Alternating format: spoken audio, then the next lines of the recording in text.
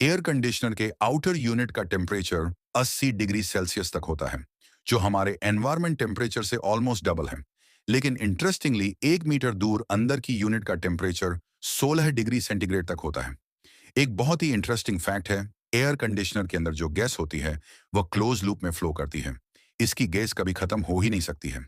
और यदि close loop में यह फ्लो करती है तो कुछ लोग बोलते हैं कि यह गैस एनवायरमेंट के लिए हार्मफुल है। तो ये सभी डाउट इसकी वर्किंग के साथ में क्लियर करते हैं। एयर कंडीशनर की कोई ज्यादा कॉम्प्लेक्स इंजीनियरिंग नहीं होती है। स्टार्टिंग होती है कंप्रेसर से। एयर कंडीशनर का हार्ट यही डिवाइस होता है। और इस कंप्रेसर के अंदर आज के मॉडर्न टाइम के एक एनवायरमेंट फ्रेंडली गैस भरी जाती है, जिसको R32 बोलते हैं।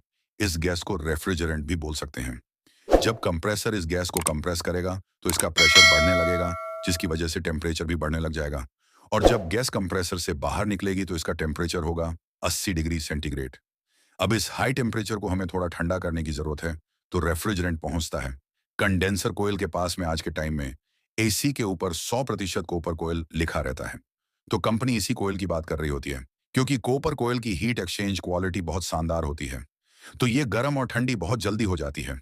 इन इतनी लंबी कोयल से जब रेफ्रिजरेंट फ्लो करेगा तो ठंडा होने लगेगा। और इस कोयल से हीट को जल्दी बाहर निकालने के लिए एक फैन भी लगा रहता है। जब रेफ्रिजरेंट कोयल से बाहर निकलेगा तो इसका टेम्परेचर 50 डिग्री सेल्सियस तक पहुंच जाएगा। लेकिन कंडेंसिंग कोयल के पास में जो गैस कंप्रेसर से मिल रही थी, उसको ये लिक्विड में बदल देगा। आपको पता है, जब हम पानी को गर्म करते हैं तो वह लिक्विड से वेपर में बदल जाता है, यानी लिक्विड से गैस। इसके उल्टा, जब कोल्ड ड्रिंक की बोतल को हम फ्रीज से निकाल कर बाहर रखते हैं तो इसके चारों तरफ पानी की बूंदें जमा हो जाती है, जिसका मतलब है वेपर वापस लिक्विड में बदल रहा है। तो कंडेंसिंग कोयल भी गैस को ठंडा करने का काम करती है, जिससे ये गैस से लिक्विड में बदल जाती है। लेकिन अभी भी ये हाई टेम्परेचर का लिक्विड हमारे किसी काम का नहीं है। तो यहां से लिक्विड एक्सपेंशन एक्सपेंशन वॉल के पास में जाता है। एक्सपेंशन वॉल का ऑरिफाइस बहुत छोटा होता है। तो इधर वाली साइड में बहुत ज्यादा हाई प्रेशर भी है और हाई टेम्परेचर भी है। लेकिन जब इस नैरो ओपनिंग से रेफ्रिजरेंट बाहर निकलेगा तो इसका प्रेशर सडनली रिड्यूस हो जाएगा, जिसके साथ में इसका टेम्परेचर भी रिड्यूस हो जाएगा।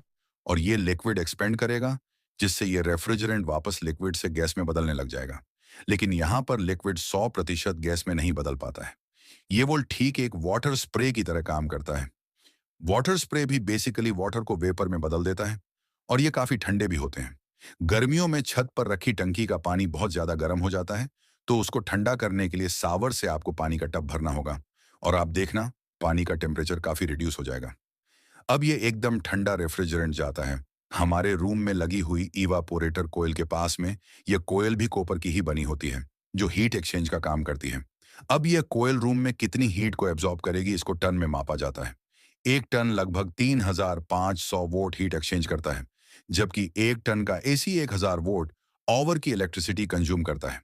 जब ठंडा लिक्विड रेफ्रिजरेंट इस कोयल से फ्लो करेगा तो यहाँ पर लगा हुआ फैन इस ठंडक को पूरे रूम में फैला देगा। कोयल काफी ठंडी होती है, तो इसके चारों तरफ भी वाटर के वेपर इकट्ठा होने लग जाएंगे, जिनको साइड में कलेक्ट करके इस पानी को बाहर निकाल दिया जाता है। इसी फंडे को यूज में लेकर बारिश के मौसम में बहुत ज्यादा नमी हो जाती है, तो एयर कंडीशनर रूम के अंदर की नमी को भी सोख कर बाहर निकाल देते हैं। लेकिन रूम की जो गर्मी है, उससे इसमें फ्लो हो रहा रेफ्रिजरेंट धीरे धीरे वापस गर्म होने लगता है। और अभी मैंने आपको बताया कि एक्सपेंशन वो लिक्विड रेफ्रिजरेंट को 100% वेपर में नहीं बदल पाता है। तो रूम के अंदर जो गर्मी है उससे रेफ्रिजरेंट वेपर में बदलने लग जाता है। लेकिन जब रूम ठंडा हो जाता है तो यह कोयल भी इस रेफ्रिजरेंट को पूरा वेपर में नहीं बदल पाती है। अब इवेपोरेटर कोल से ये मिक्स्ड लिक्विड और वेपर पहुंचता है कंप्रेसर के पास में। और जैसा कि इस डिवाइस का नाम ही कंप्रेसर है, तो इतना तो हम दिमाग लगा सकते हैं कि सिर्फ गैस को ही कंप्रेस किया जा सकता है, लिक्विड कंप्रेस नहीं होता है। और बाई चांस ये लिक्विड कंप्रेसर में पहुंच गया तो कंप्रेसर ब्लास्ट कर जाएगा। और ब्लास्ट नहीं हुआ तो कंप्रेसर के अंदर capacitor start single phase induction motor लगी रहती है, वह जल जाएगी लिक्विड से। तो हमें कंप्रेसर को सेफ रखना बहुत ज्यादा जरूरी है।